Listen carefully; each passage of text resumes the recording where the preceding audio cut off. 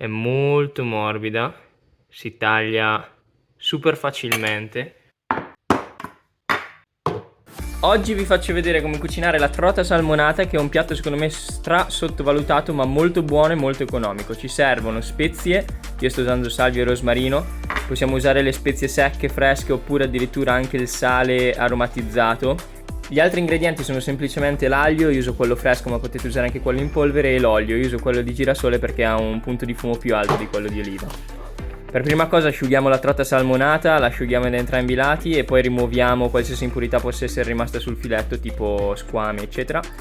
Lo trimmiamo se ci sono degli eccessi o se la forma non è quella che ci piace e poi saliamo la pelle.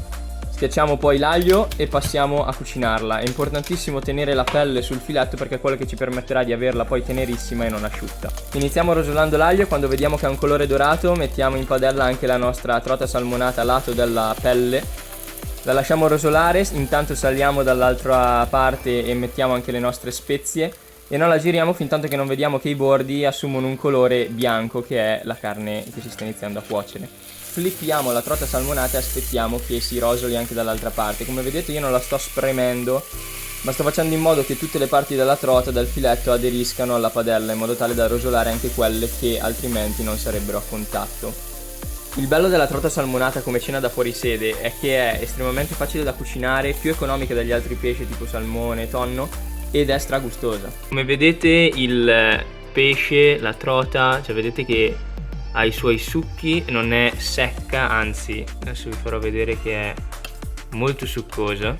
La taglio per il lungo perché così abbiamo la parte di pancia e la parte di schiena, e come vedete il non aver tolto la pelle ha permesso di conservare tutta l'umidità e di non asciugarla. È molto morbida, si taglia super facilmente. Adesso recupero una forchetta e l'assaggio.